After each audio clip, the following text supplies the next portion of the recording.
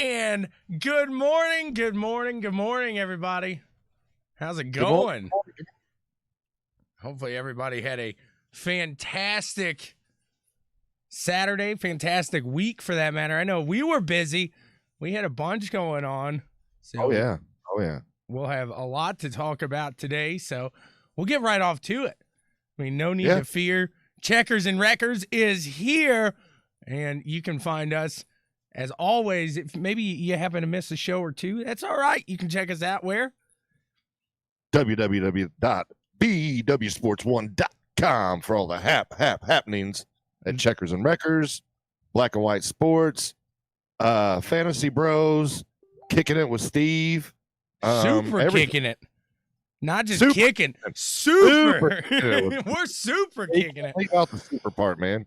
Yeah, you don't want to leave that out there. So, yeah, I'll hop right into it because yesterday I did some racing. What you did yesterday? Racing myself. We were out at Whiteland Raceway there with the BW Sports 1 crew. As we got the one out there. We had, obviously, Dan out there. So, it was a blast out there for driving for Dyslexia. And the coolest part of it is they had a goal this race to push them over 100,000 collected for this foundation here, and they hit that goal. So there was a few of you guys who donated out there, to thank you guys so much for your kindness there.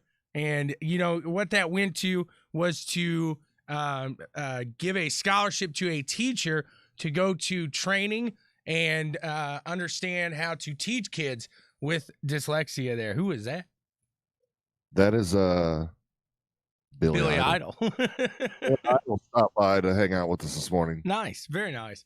But yeah, so we have, I think that's awesome that they hit their goal and for a good cause, man. I mean, that's people coming together and helping people. That's absolutely. Awesome. So and this is just the first scholarship that they're giving out with that goal. Obviously, they're able to give out more scholarships, send more teachers to training. I'm looking at you over here like you're actually over there. Look, give out more training, stuff like that. So I'm excited to see what they can do going forward, especially with Elliot being at the forefront of that. Just such a good kid, and man, he's so fast. There was a rental cart challenge, and we got Dad into it, so Dad got down in the rental cart. But man, those things have some power. The bionic man got in the cart. Oh yeah, he squatted down for a few laps there and had some fun. He went off the track at the wrong place, so a little whoopsie by the bionic man. So, yeah, so we did the rental car challenge, and Elliot, I was giving him stuff all day, like, hey, I got you. I'm gonna get you here. I'm gonna get in front of you. I'm gonna block you. He's like, okay, sounds good. Like, yeah, sure you are. So he let me get in front of him, and I'm lagging out here. He just flies by, just goes right by him, and I mean, he was goes right by me, I should say, and then he let me around the next corner, and about, I don't know, 2 seconds later, he's right back to the side of me. I mean, obviously, the weight differential in the cart there was a little astronomical, but yeah, the just so much fun, and those guys going out for a good cause after that for the rental car challenge is just adding to a great day there. Man, and I was trying to watch what you had going on while I was doing what I had going on. It looked like you guys had a fun day. Oh yeah. You and Dan both made Dan, whatever. You guys both made advances. You brought the carts home in one piece, no damage this weekend. So I mean, it was a win-win all the way around for you guys, man. Absolutely, yep. So one more race there at Whiteland, October 10th. If you guys are in the Indianapolis area, you want to get down on some karting, they have plenty of classes out there. Come out, have some fun over at Whiteland Raceway Park.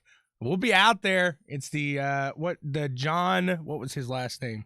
Martin. John Martin Memorial, first annual. So I know Daniel went to school with him. You probably knew him. I knew John. I'll probably be down there for that one. So it'll be a good time out there. It's going to be a little chilly, but I'll tell you what, thanks to a Bruzy Racewear USA, I looked sharp. And I'm you sure did, man. That suit is snazzy. It is. And I am sure I'll be nice and cozy when that cool weather comes in. But man, thanks so much to a Bruzy Racewear USA. And I'll tell you what, if you're into karting, if you're into sim wear, you don't have to wear a suit, but they got the gloves, they got shoes. It's fantastic there. Guys, they can customize them all to your needs. I looked sharp. I might be slow, but man, I look good doing it. Tommy boy, you know what the saying is, right? What's that? If you're not going to be fast, you might as well look good. Exactly. Absolutely. You were looking good, buddy. You were looking sharp. Yeah, that thing looked absolutely phenomenal out there. So a big thanks to them again. Guys, check them out there over at a Bruzy Racewear, USA.com. And man, so you know what my favorite moments was from yesterday with you guys? The picture with you and Asher in the back of the truck and Daniel standing right there. I was like, right. That's what racing's about. It really is, just coming together, talking, hanging out. Yep. I think we were talking about IndyCar at that time too. So imagine that. Exactly. But I mean, it just shows you get to talk about racing, and he just jumps right in the middle of it, and he fits right in, man. It's perfect. He's over there eating his peanut butter sandwich. He's going to town. He got a second place yesterday, so he can bring it into a second place finish overall there with a good finish next week. So. And he's at Newcastle today, which I seen Brandon posted that their engine. They got scrap. It's done. Oh yeah. somebody stepped up, gave them a loaner motor so they can run today. And there again, that's racing, man. It's, people coming together. And, you talk to a lot of people that are involved in racing. They have their family, then they have their racing family. And it's really a tight-knit group, and they help each other out. Absolutely there. So, I mean, that pretty much rounds out the day. Elliot didn't have the best day overall. He was fast, but some things occurred at the end, and he didn't take it. So he's got to fight for a championship next week. That just goes to show you. I mean, like I said, if you're in the area, you want to come out. This kid is a racing. I'm not going to say a phenom, but he's going to step up. He's a fierce competitor. Absolutely. And there's guys competing with him for the championship here. So, I mean, that just goes to show you just how competitive it is over there. And it's a fun track, guys. I can't tell you, since the new owners took over there, it has just gone just so great here. And they're looking to make further progress. They're doing another indoor karting place down in Daytona. So that should be fun as well. I think that's about that's about to open here soon. So they're really going and we should. I think we're gonna have Kyle O'Gara when we go out there October 10th. We're gonna talk to him live out at Whiteland, so that should be a good time there as well. Right on. So yeah, I mean, excuse me. Whiteland holds a spot in my heart, and I love what Andy and Sarah's doing down there. They've really stepped in, revamped the place, repaved it, put garages, facilities in down there. It's a nice facility. Absolutely there. So you're coughing there. Are you getting a little dust out of your lungs? What's going on with you? Yeah. So yesterday, took a little trip and headed down to Brownstown for the Jackson 100 Lucas Oil Late Model Series. $15,000 to win. Yeah, you heard me right. Right there. $15,000 to win. But they had the UMPs. They had, like we were discussing earlier, I think the class was called Super Stock or something like that. They looked like late models. Some of them looked kind of like dirt street stocks. But Kyle's an ass. That's great. That's great, Kyle. I love it. You should be wearing it though. It's pretty pimp, man. But I do like the Graham Rahal shirt. Right, the bow tie.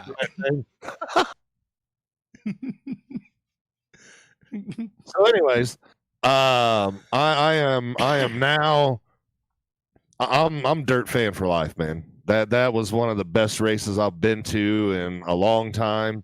I mean, I'm still gonna go to IMS, but as far as dirt, yeah, I plan on going back to Brownstown, and I want to go to Lawrenceburg. I want to go to a bunch of these tracks. But anyways, so we get down there, come out, hang out for a little bit, walk around, and they fired up hot laps, which, right then you're like, okay, this is cool. Which Right. I think for the late models, they were only letting 4 cars at a time out on the track. Try not to tear stuff up early. Right. But so then come qualifying time, I'm probably going to get his name wrong. I think it's Kyle Strickler, something like that. If anybody on here watching knows, you got me on that.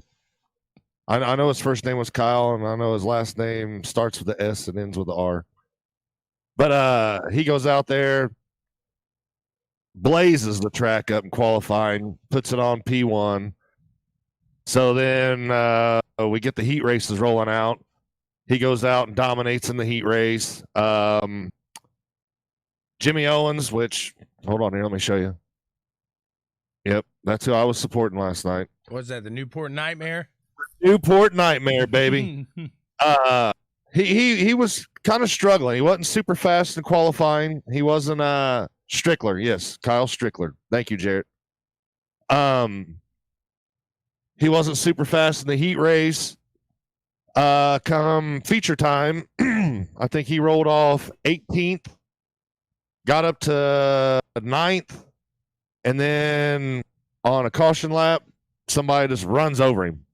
I mean, they're pacing around, and they fire off, Dude just runs right into the back of him, wrinkles the whole left quarter panel up. He has to come in the pits.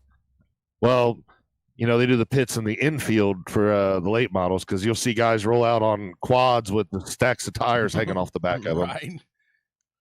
So he comes in, they get the car fixed, he rolls back out, and I think he might have got up to 13th, 14th, but he's the current Lucas Oil points leader. So he had a rough night, and he wasn't the only one.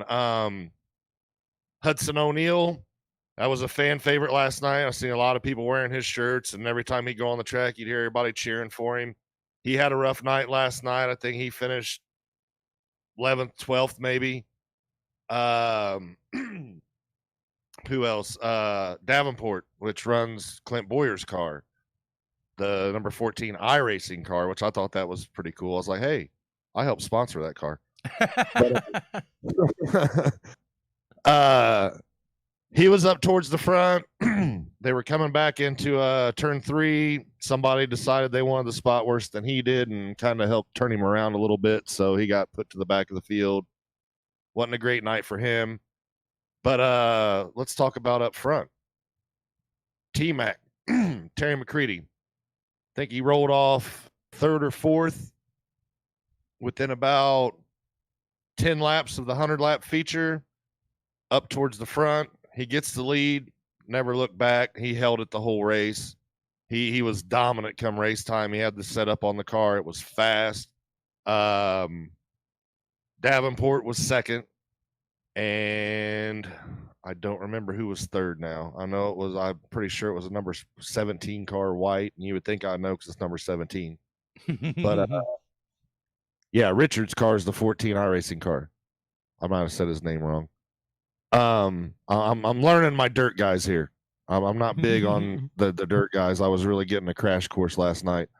But all in all, man, a great time. Well worth the drive. It was like about an hour and a half drive for us, which it's not hard. You're 65 south, get off at the Seymour exit, you make a right, you go down about 13 miles, you make a left, you make another left, you're in the track. It's at the fairgrounds. Nice. But the place was packed. I mean, it was packed.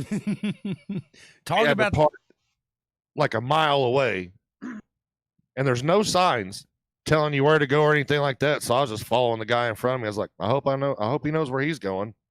Right. So finally we get a parking spot and then walk.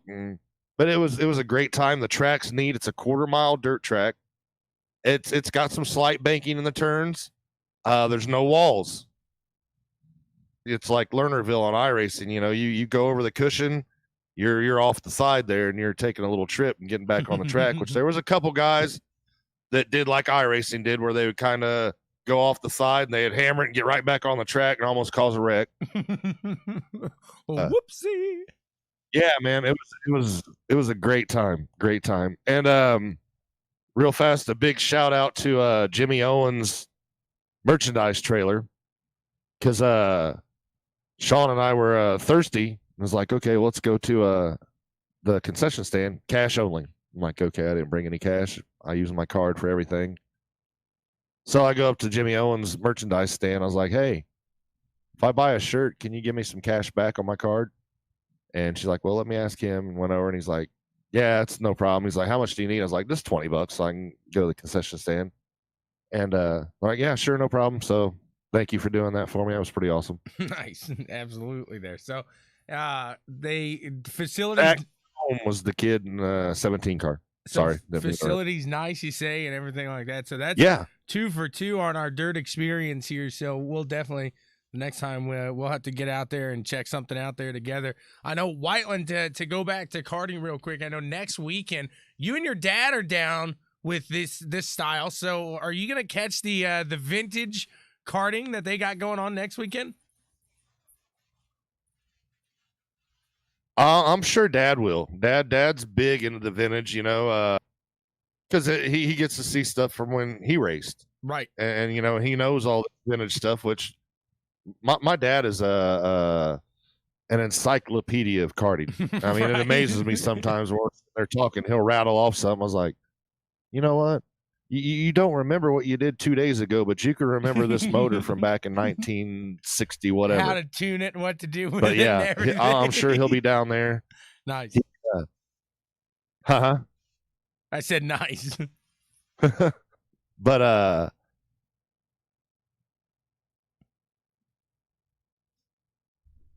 lost you there. Green has Oh, there you evolved are. over the years.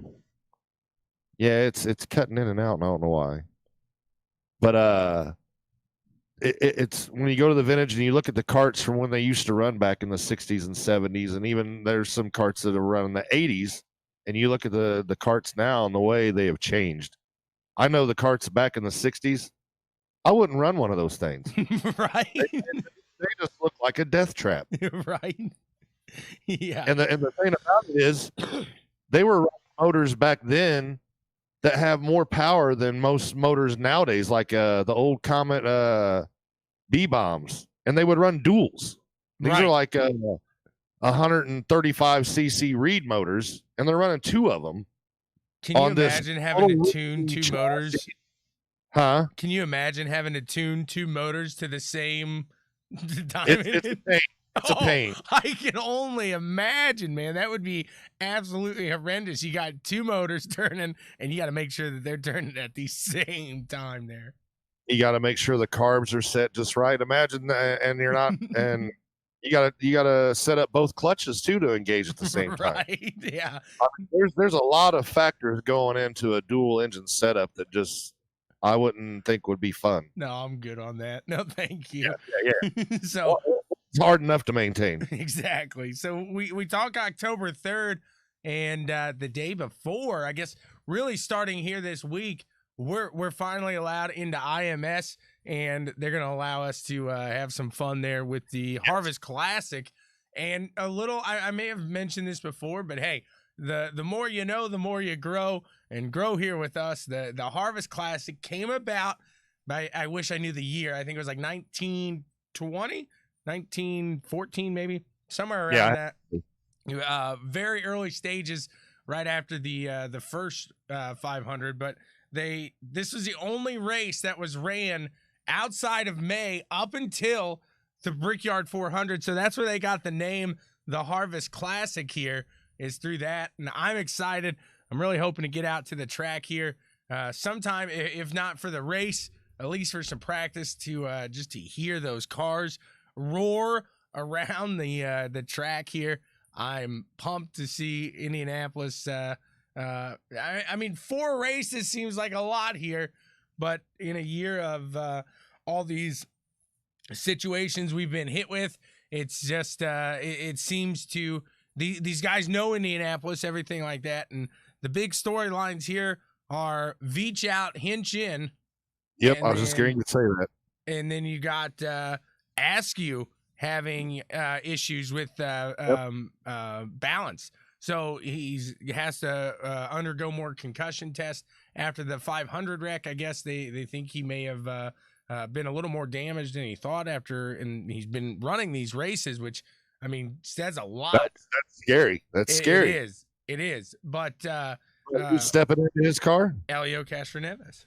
Elio to the rescue. So, and you know, it's going to be weird seeing Elio in anything but a Penske ride, because he's been Penske for so many years. And this is where I see, though, that Elio, this is a tryout for him. This is his audition for McLaren next year, because they talked about bringing in that third car, and if really, who better to fill a third car seat there? If you've got these 2 young guys in Pato, in Askew, you've seen the progress that they've made this year with them. Why not bring Elio in and really work with these guys? Because I feel like that's a perfect person. He's got that laid-back mentality, and he's going to teach them.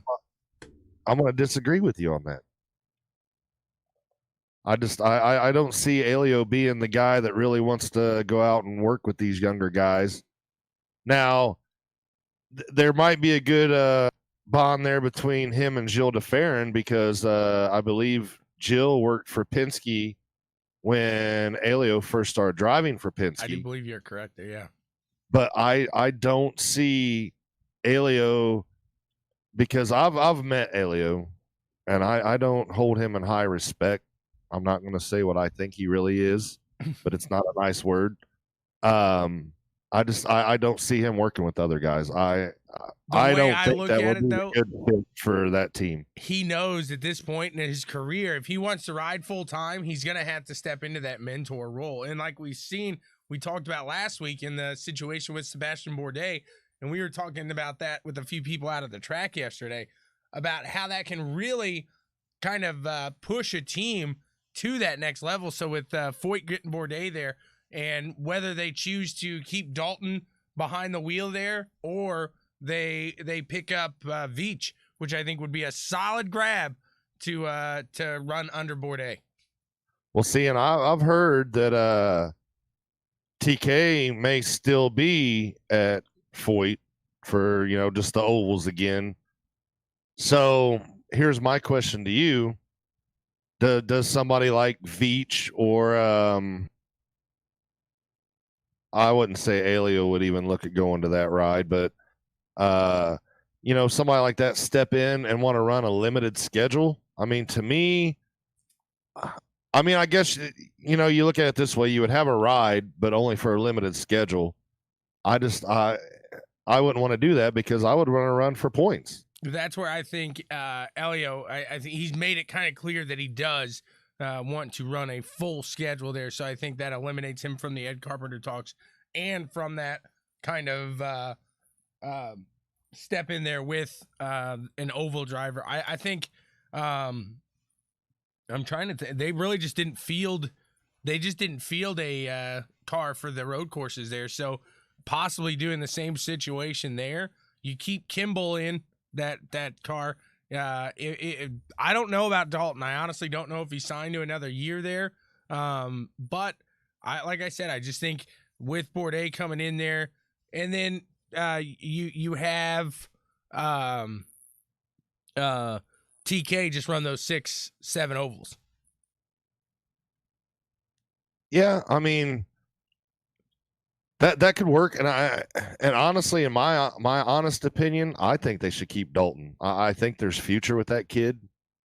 I think he has showed potential.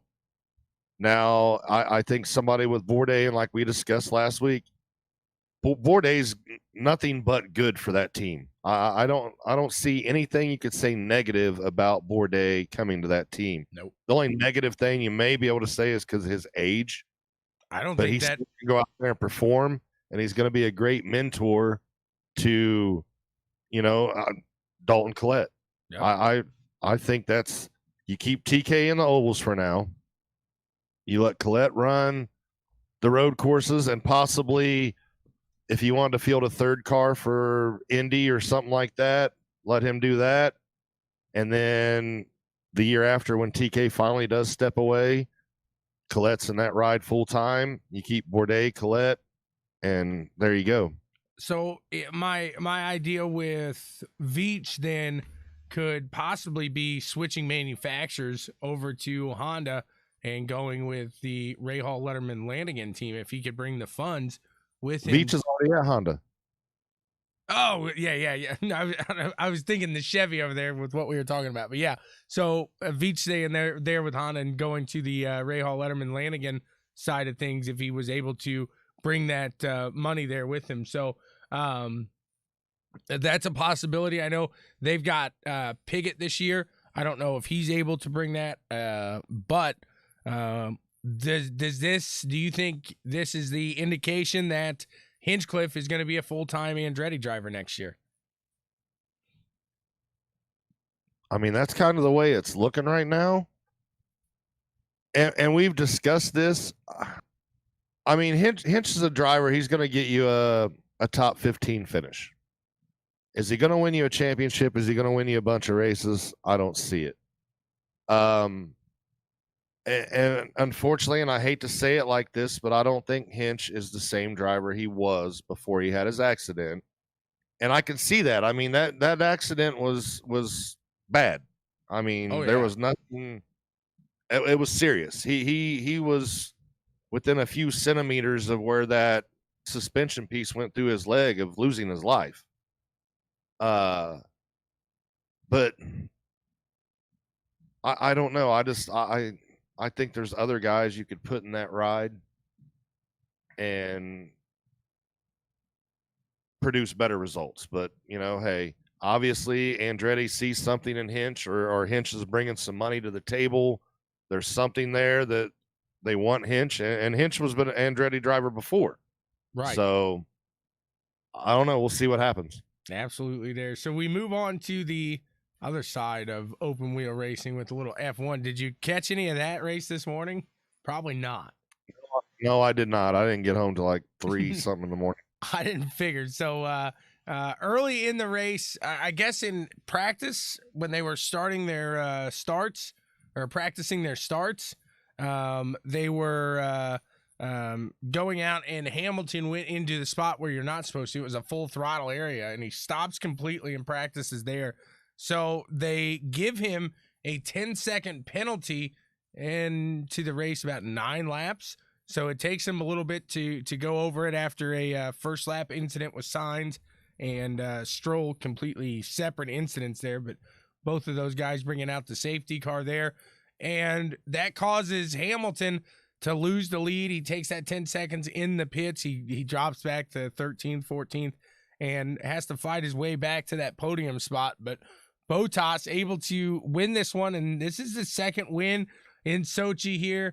So he started third both times. That draft, that slipstream, really helping into turn 2, I believe it is. And I'll tell you what, at the start of the race, I was talking to Matt Ivan again, who I tell you I'm always talking about with F1. And the Mercedes just swung out hard because Verstappen was coming.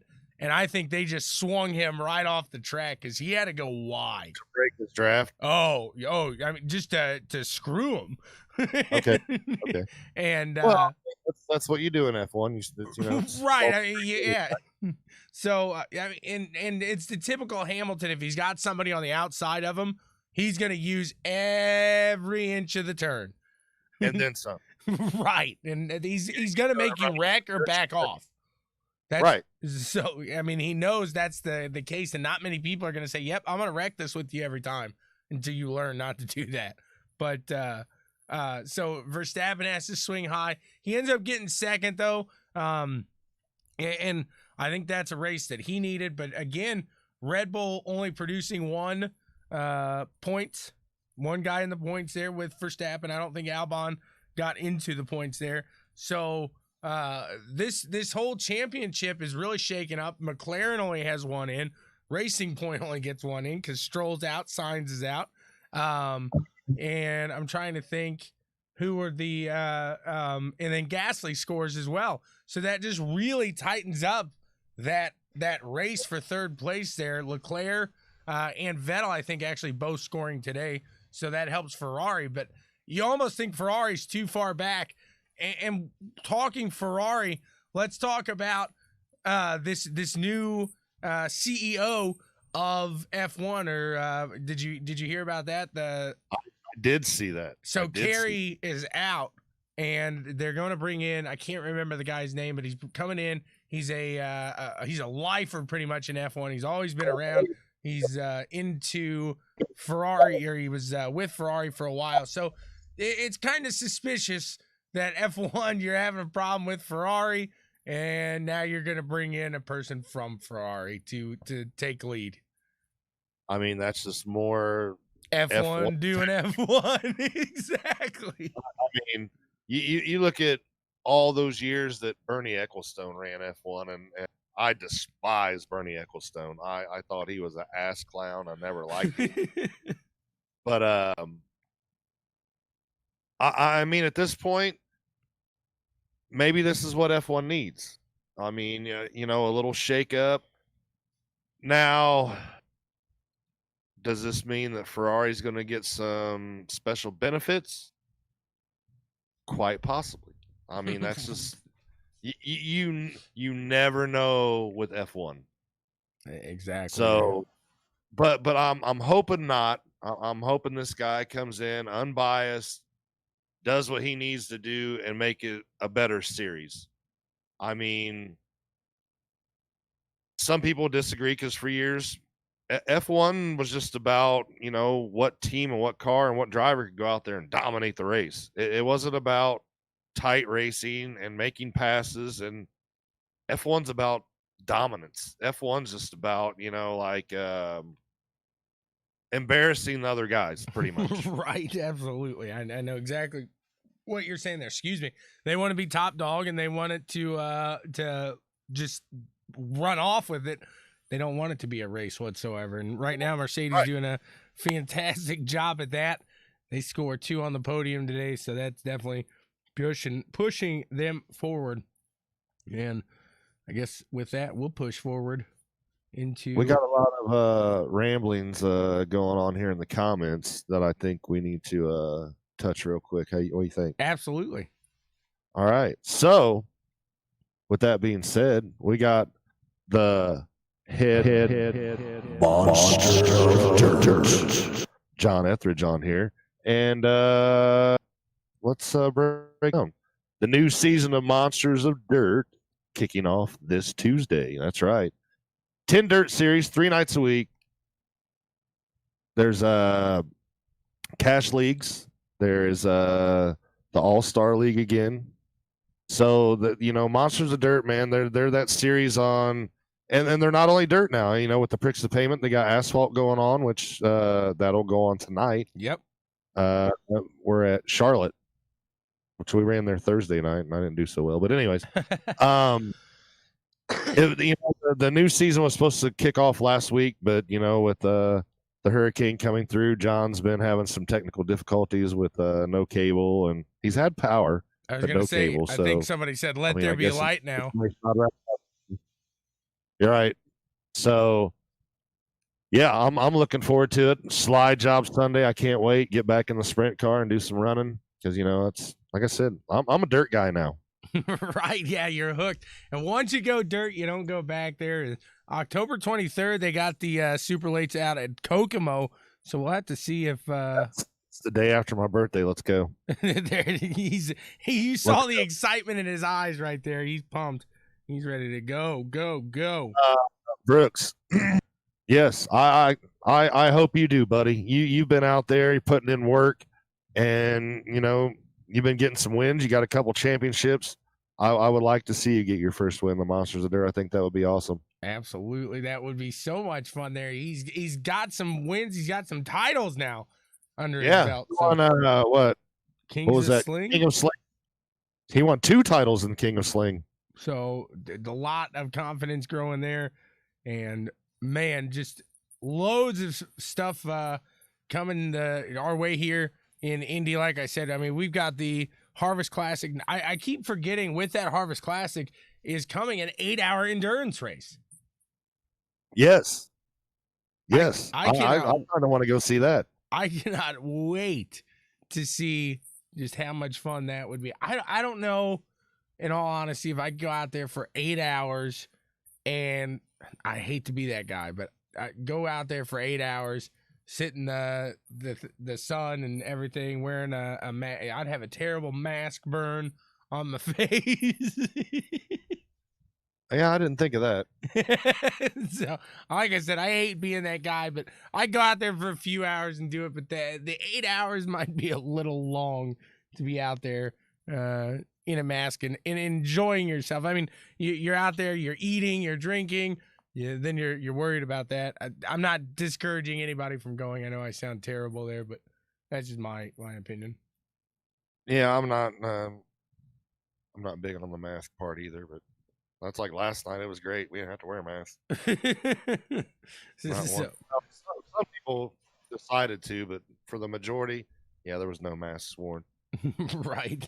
So I'm trying to think, man, is there anything else that real fast, I did hear that they are going to break ground soon on the new dirt track at the Marion County Fairground area. I don't know what it's going to be called yet, and I'm not sure what dirt part. Drome.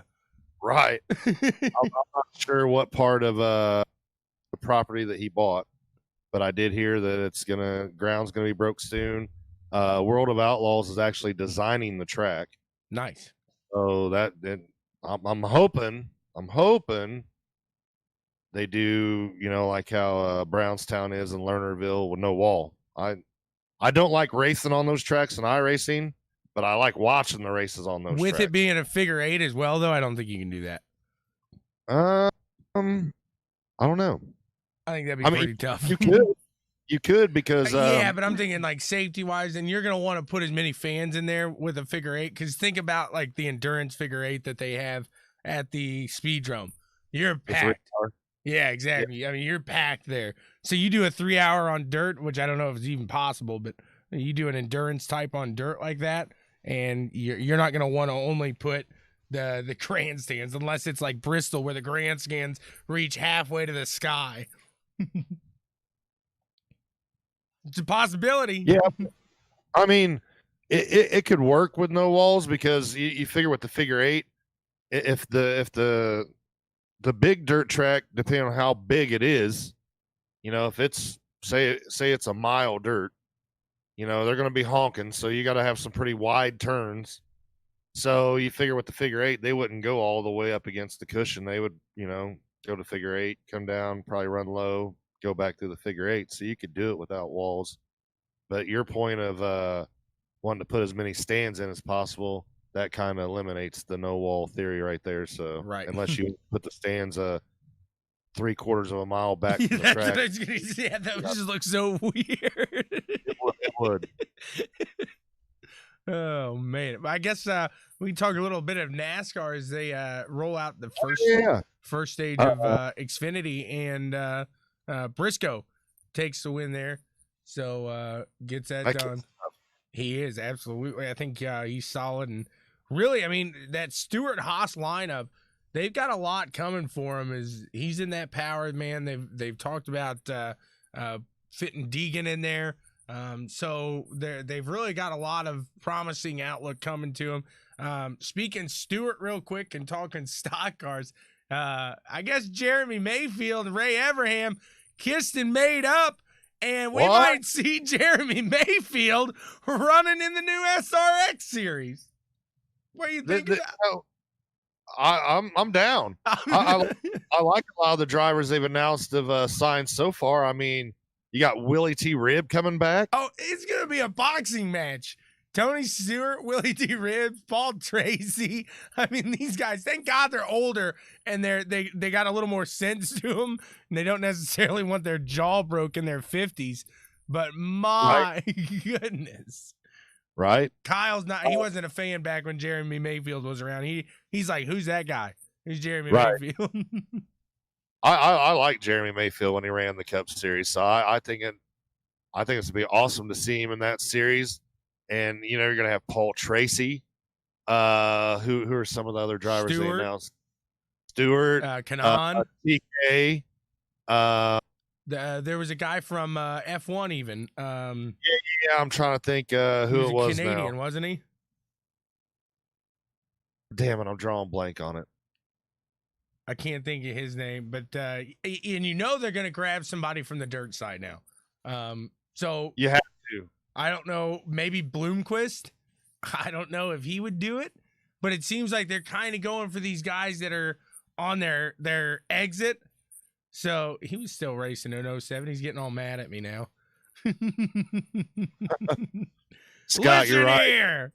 Mayfield was a monster at Pocono. That was like his. He was good here. He plays. I mean, he did really solid here at Indy. I remember there was a couple races. He was out in front and just couldn't complete the race. Yeah. So because that's where we just got a bunch of angry faces. I think that was Kyle. It was. It was. So, but yeah, so the exciting news there coming out of now. He's not announced yet, but at least they're talking now. So you would only assume with that story coming out that they will bring him in. Exactly. Pocono and Indy, believe it or not, they do. I think of the banking. They really do. Fast and pretty much flat turns. Those straightaways into the straightaways into the turns there. So so going back to the truck series, there was a couple drivers last night that Well, one of them made their first appearance ever in a NASCAR truck. Who ran last night, Tommy boy? Well, it was a couple nights ago, actually. It was It Connor, was Thursday, wasn't it? yeah, I think it was Thursday. Connor Daly teamed up with Travis Pastrana there. So kind of an interesting pair. We've seen Pastrana run before in NASCAR, so Yeah. not different coming in. It's been a few years. It has, yes. So completely different. Pastrana ran a full series there for a couple years and then just stepped away, or I don't know if he lost sponsors or what happened, but he quit running. Well, and Red Bull was his sponsor, and I don't know if they probably just didn't, with it not producing in NASCAR, that Red Bull wasn't gonna last for too long and say, hey, yeah, we'll keep throwing money at you when we got. Yeah, you're right, because Red Bull pulled their sponsor in NASCAR across the board because they were sponsoring 2 Cup cars. Right. I believe they had an Xfinity car, and then they had the truck. And then the next season, you didn't see none of the Red Bull cars. No, and they were winning titles with Vettel. So... Right. Well, they were. Yeah. Never mind. I would think that's the time that they pulled out there is when they were starting to become dominant in F1 there. So they kind of focused their funds down to that one area. But he ran a race earlier this season too. Pastrana ran a race earlier, Kyle. I didn't realize that. I know Daly was out for the first time here. So not having the results, though, that they won, I think Daly finishes like 17th, Pastrana in like 24th. So obviously not what they wanted. But cool to see these guys making the switch. And is this something that maybe with Connor Daly, I'm not saying searching for a ride in IndyCar, but maybe if he finds a solid, more consistent ride in the trucks, does he look at that area? I think he did both Las Vegas races. I don't think he should look in the NASCAR area. I think he should stay with the IndyCar because I do think he is. I really thought by now Ed would come out and say that they're going to sign Connor for next season for a full season because Connor's been consistent, man. I mean, he got didn't he get a pole position this year in the Carlin car? Yeah, he did. Mm-hmm. He got a pole position in the Carlin car this year. He's been consistent in the ECR car. He's been consistent in the Carlin car. I just don't see how somebody doesn't sign him for a full-time ride. I mean, we're talking about, AJ and Arrow talking to, Alio or possibly Zach Veach. In my mind, I think Connor's a better choice than either one of those guys. And he's a solid driver, and that's what, if he goes out and impresses some of these guys, maybe he does look to have I wouldn't doubt somebody offering him a ride. And I mean, if somebody doesn't step up in IndyCar and do that, I think they're going to lose him in that sport because you give him a little more. I hope that doesn't happen. You give him a little more time, though, because this is in the stage of no practice. I mean, or limited practice. So he came out there, he stepped behind this truck, and he drove it to 17th place-ish. I mean, it was around there. So a solid run there. It just shows this guy can drive because not only does he do this, he does rally stuff as well. He'll hop in a dirt car. So Connor Daly, he can wheel. Oh, yeah. No doubt about it. And like I said, I hope IndyCar doesn't lose him to another series because Connor's one of them younger guys that we need to keep in the series to keep it growing. Right. So we talk a little bit of NASCAR today, and I think once again here we got Vegas, a mile and a half, correct? Yes. So no, not a mile and a half. How far is Vegas? I thought Vegas was a mile and a half. Yeah, maybe it is a mile and a half. Kyle. We need your NASCAR expertise here. So I think where you at? What it's been all year long here, and it is a mile and a half. So I think it's going to be what it's been all year long here with Kevin Harvick and Hamlin. Yep, Denny Hamlin. One of those two probably going to walk away with a win. Excuse me. And now I will say the Busch brothers run good there because that is their home track technically. Right. And Kyle's starting second, but He's right behind Kevin Harvick. So he's at that point now. He even says he expects to be eliminated in this round. How do you drive or expect to go in? That would be like Michael Jordan going up against the Jazz back in the day and said, "We're going to lose this one. We're going to lose it." They got a solid team. You can't go in with that mentality, but at the same time, the season that Kyle's had, at this point, he's probably just like, yeah, we don't have a shot at winning the championship. So you do, though, in this series. I mean, that's the whole point of the playoffs. You're in it. You got a shot. But like I was saying, as you've seen how his season has been this far, in his mind, he's telling himself that he doesn't have a shot. They just had a terrible season. When's the last time you can say that Kyle Busch has no wins in a season? I can't remember when he ran at Hendrick, maybe. Possibly. Yeah, because usually Kyle's got at least one win every season for the last 7-8 seasons. Right. And then this year to have no wins. And like I said, I think the no practice is really hurting Kyle Busch and not being able to run the other series like we discussed last week. He's that driver. The more track time you give him, the more dangerous he is. Right. He gets that feel for it. He's a muscle memory type driver where he gets it and he knows what he needs to do to the car. He's not a on the fly adjuster like you would see in Hamlin and Harvick. I think, like you're saying there, is they're able to say, hey guys, this is what the car's doing, this is what it needs to do, let's do it.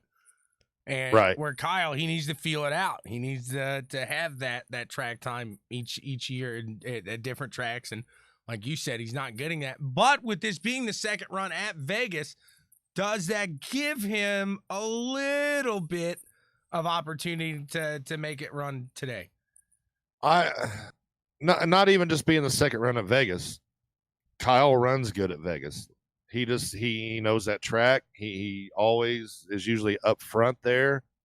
So I think this is that one track to where if he can go out and produce a win, or even I would say even a top 3, that's that confidence booster he needs right now. Because right now he has no confidence in the car, his team. He's probably even doubting himself a little bit.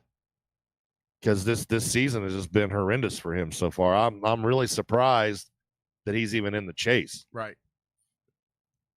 So yeah, it'll be interesting to see here. 1.5 have been favorites of the two up front all year long. So be interesting to see if anybody can take these guys down. Throw in Martin Truex too. Martin Truex is usually strong on the 1.5. And he won here last year. But I think after the switch there with Pern stepping away, I think that's really affected the chemistry there behind that team. I agree. I definitely think that's taken some wind out of their sails. And Pern and Martin Truex had a really good relationship. Right. They understood each other, because you bring in a new crew chief to a driver, this driver and his other crew chief, they've been together any given time. Let's take Jimmy Johnson and Chad Knaus. They knew the lingo. Jimmy could, radio in and tell Chad something about the car, and Chad knew what he was talking about and knew what adjustments to make. Where that's kind of the relationship that Martin and Cole Pern had. Now you don't have that. Absolutely. Yep, I agree there. So it'll be interesting to see if he's able to kind of boost himself up there, because we've seen he can drive. And like I said, if you're in the playoffs in this situation, you're still in the dance. So it's anybody you get that win, and it's going to put you into that next bracket there. So I guess with that, is it time? It is time. It's time to make the checkers and wreckers picks of the week. That's right. We run down our checkers and wreckers. Slash is here to do a pick. Yeah, he wants to do a pick. We'll do our checker first, and we want you to join along with us. The checker pick, somebody you think is going to finish pretty top 5. Pretty top 5. I don't know what that means. Pretty top 5. Pretty close to the front there, top 5, if you will, somewhere around there. Have a maybe charge from the back, have a good day. Not necessarily win it, but hey, if they do, that's a bonus for you. And man, it's hard to go against Harvick. It's hard to really say Hamlin won't win it, but I'm gonna go with the Hendrick power today. I'm gonna put Chase Elliott. He's starting third. He's been silent. If he gets this win, that could really boost his momentum here. So we'll see how it goes. Is Checker? It looks like Kyle's picking Brad K. Oh, Wrecker, he's going with Byron. Yeah, I thought that was winner there at first, but no, I'm with it now because I didn't see the first one. But yes, you go ahead now with your Checker pick. Who you got today? You Chase, right? I got Chase. Yeah. All right. We talked about it a minute ago. I'm going to go out on a limb. I'm going to take Kyle Busch. I can see it happening. Starting second, he needs that boost. If he takes this, that opportunity for him to take the back-to-back really heightens here, because that momentum late in this season can really take a change now with that playoff scheme here. So we move to the wrecker. Not somebody you think's going to necessarily wreck, but somebody you don't think's going to have as good as day as they should. And I'm going to start off with my wrecker here today. And I'm going to go with starting 5th place, the 22 machine of Joey Logano. So right now's your chance to go to Vegas.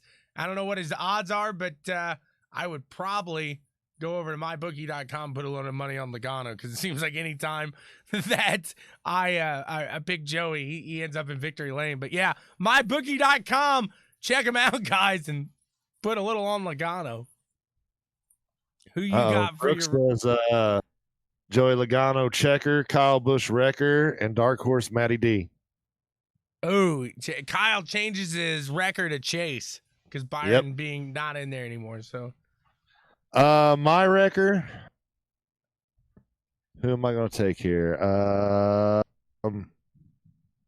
Man, my gut's telling me one thing, but I know I want to pick a different one. I'm going to take Brad Keselowski. His mind was telling him no, but his body's telling him Brad.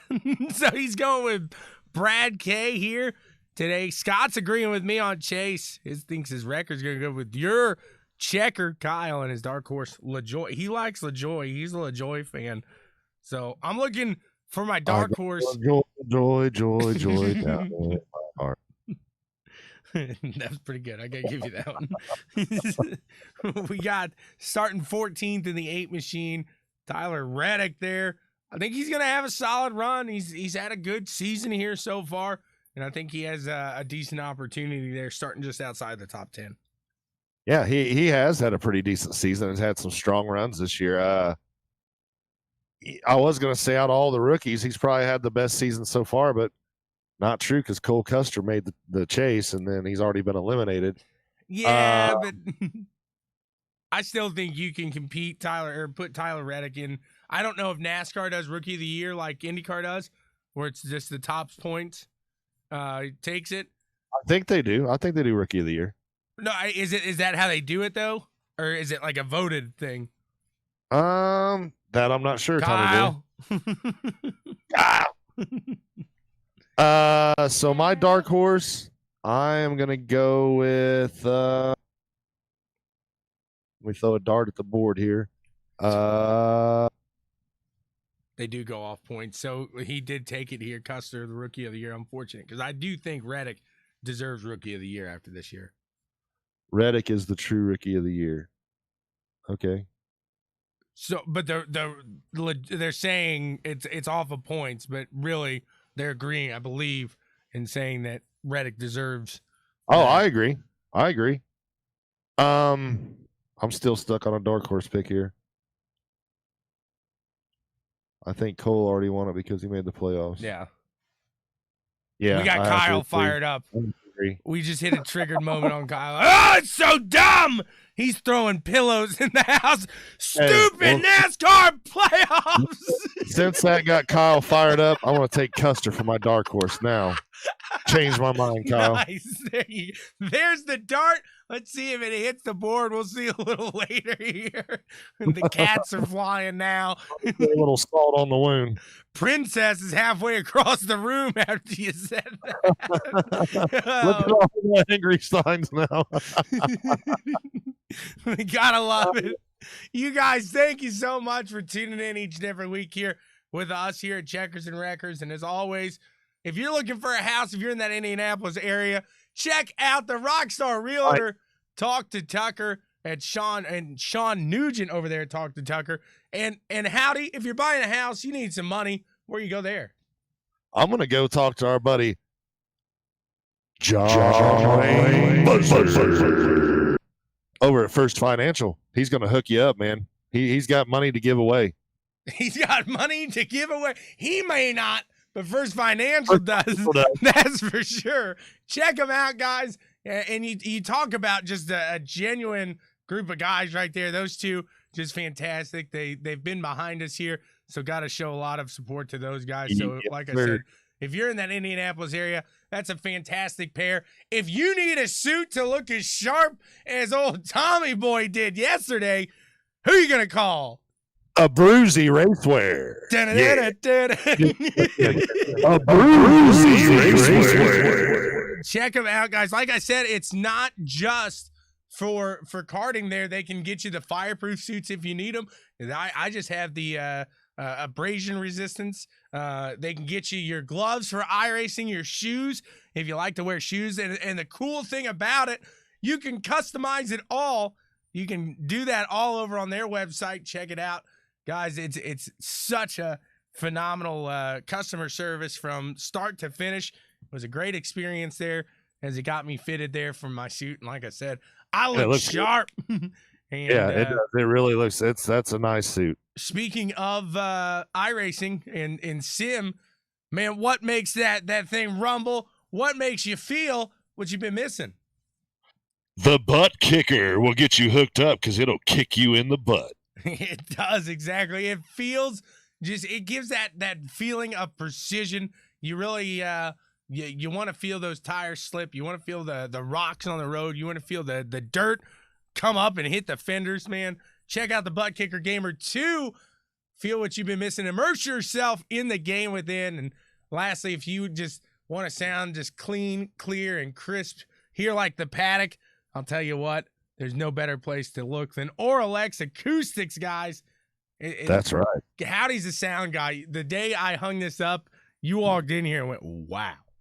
Yeah, I mean, it made a huge difference. I mean, huge. Huge. And just now announcing, guys, I just got the text message. It is official. A big shout out to Driving for Dyslexia hopping on board here with us as a partner.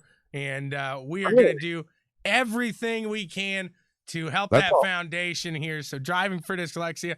Coach is coming out here. We're going to have to get him on the show more now. Yeah. That's what I call him, Coach. He gets a smile on his face every time I'm like, Coach, Coach. We'll just have to get him down to the paddock some Sunday and do a show with us. He'll have to iRace as we're doing a show. We're gonna make him really work. And have him bring some of those Driving for Dyslexia cookies they had yesterday. Oh, I didn't get one because I'm not one of those guys that can eat out at the track. I just can't do that. I feel like I would puke all over the place. So, oh no.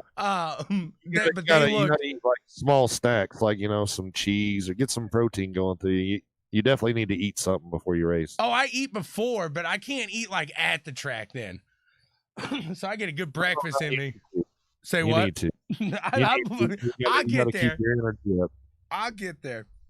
But Driving for Dyslexia, guys, like I said, you can still hit that button on the donate. We'll get that up there, but any of the money that is donated goes to helping fund teachers to go to training and learn how to teach kids like Elliot with dyslexia. And literally, guys, he doesn't let it slow down. Literally. No, not at all. And going back to Elliot real fast, so many people start out in karting and try chasing their dream. Elliot's actually living his dream right now, and I think that's so awesome. And along the way, he's doing the driving for dyslexia and raising money for that. I mean, he's just an awesome kid. Absolutely there. And that is his foundation, like he said in that interview. So that's something he wanted to do, and his parents, how do you say no to that? You can't. So Oh, you can't. no, like I said, this weekend, push him over that 100K mark. Let's help now before next year's driving for dyslexia. Let's see if we can help maybe push that needle just a hair, maybe to 200K. Maybe it'll be to 500K by then. Oh. You don't know. We don't know. But I know one thing is it's going to gain steam here is they've got a fantastic face behind Elliott there, a fantastic attitude. And I'm looking forward, like I said, to his future and seeing what he can do and maybe coaching me a little more around Whiteland before he takes off for the big leagues. Right. I got to get everything I can out of him. That's awesome though. Absolutely there. So again, thanks guys over at Driving for Dyslexia. Thank you all who donated here, who shared that post. Guys, we appreciate that so much. It means so much to us. It means so much to them. It's helping more people than you know. So even if you got $2 to give, or if you got $1, every little bit makes a difference there. Dollar bill, y'all. $1 bill, y'all. So we're almost 10,000 strong. What if we all gave, or if half gave $2, look what that could do right there. Right. I mean, I hate going off the Bernie Sanders campaign, but we're not talking politics here. We're talking a fantastic foundation. If you could reach in your pocket just for $2, hit that donate button down for the Driving for Dyslexia on the page. And guys, again, thank you so much. Howdy, you have a fantastic Sunday. I got 5 on it. Hey, you know what tonight is, Tommy boy? I know we're not this type of show, but I just have to show this because. Oh God. Where are you pulling all these from? Go back, go, baby. Do you have like a shelf right under you that all these are on? Oh, yeah, it's on my computer desk. Here's a good one too. I got another one to show you. Look at this one. Cousin Eddie. I like that one. He's got the cigar and everything. I'm wondering, like, he's just over here like, look who it is. He's Aaron Rodgers is joining us now. We got Slash. We got Darth Vader. Deadpool. It's Bob Ross. We got them all there. You know who loves those Funkos? Who? Matt Constant. Really? Yes. He's a big Funko. What are they called? Funko Pops? Yep. He's a big Funko Pop fan. So, you know who else is? Jimmy Sutton from Tracksuit Lifestyle. Really? I bet that dude's probably got 5,000 pops. I'm not joking. When you say pops, I think of Pogs. Oh. I know. Kyle Westwood strikes me as a guy that had Pogs upon Pogs upon Pogs. And thank God he wasn't a NASCAR fan when that happened, or he'd have every NASCAR, like it looked like little pit signs. Right. Little Pog pit signs. All right. Well, Tommy boy, I want to hop off here. I'm going to go and wax the Old Rebel Mines number 17 Camaro SS up for the Pricks of Pavement tonight at Charlotte. Very nice. I got an endurance race here. I'm going to start it off again. Brands Hatch, 1 o'clock. Scott usually does a fantastic job of recording those, and if he gets that out, we'll make sure that we share that onto the page here. We'll get some pictures from the endurance run and a good little recap of yesterday and today's run. Is we like to put it all out there. Yep. Hey, and before we go, be sure to check us out on YouTube. It's BW Sports 1 on YouTube. Make sure you hit the subscribe button. That way you can get Checkers and Wreckers, Black and White Sports, or any of the shows on YouTube. SoundCloud, iTunes, Google Play. We got it all, man. Absolutely there. Check us out. www.bwsports1.com. That again is www.bwsports1.com for all the happenings. Howdy, you have a fantastic Sunday. All of you do the same. You guys, we are out.